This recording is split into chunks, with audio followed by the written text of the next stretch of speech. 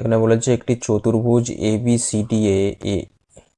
এবিসিডিতে এ কোণ 53, বি কোণ 46 আর সি আর ডি এর কোণ দ্বিখণ্ডক মানে সমদ্বিখণ্ডক ও বিন্দুতে ছেদ করে, তাহলে অ্যাঙ্গেল ডিওসি কত?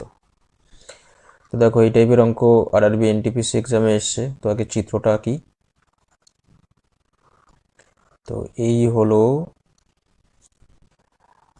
এ বি সি ডি চতুর্ভুজ, ঠিক আছে।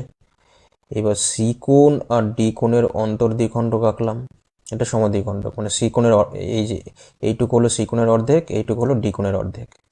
তো এই দুটো ও বিন্দুতে ছেদ করেছে, তাহলে আমাদের অ্যাঙ্গেল ডিওসি বের করতে হবে, ঠিক আছে।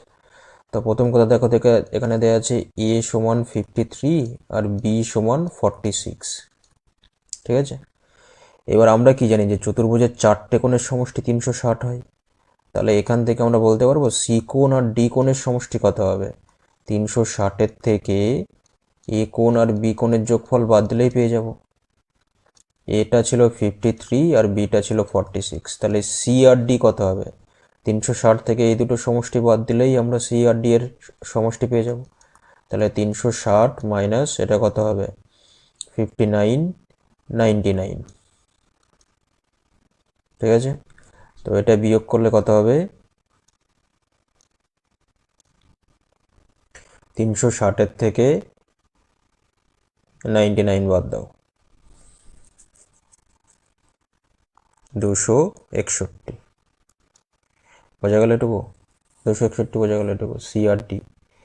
এবার দেখো ত্রিভুজ ডিওসি এর ক্ষেত্রে আমরা কি বলতে পারি। এর ক্ষেত্রে d/2 ডি কোণের অর্ধেক, c/2 আর অ্যাঙ্গেল ডিওসি এই তিনটে কোণের সমষ্টি কত 180 ডিগ্রি, ঠিক আছে। এবার এখান থেকে আমরা কি বলতে পারি D plus C by 2 plus DOC equal to 180 degree. এবার দেখো ডি আর সি মিলে কত হয়েছিল 261, তাহলে 261/2 প্লাস ডিওসি সমান 180, এটাকে ভাগ করো, এটা হবে 130.5 প্লাস ডিওসি সমান 180, তাহলে ডিওসি সমান কত হবে 180 মাইনাস 130.5,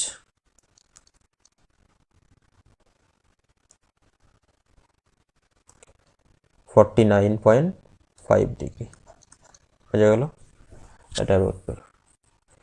তো ভিডিওটা ভালো লাগলে অবশ্যই লাইক অ্যান্ড শেয়ার করবে, আর এরকম আরও ভিডিও পেতে গেলে চ্যানেলটাকে সাবস্ক্রাইব করে রাখো।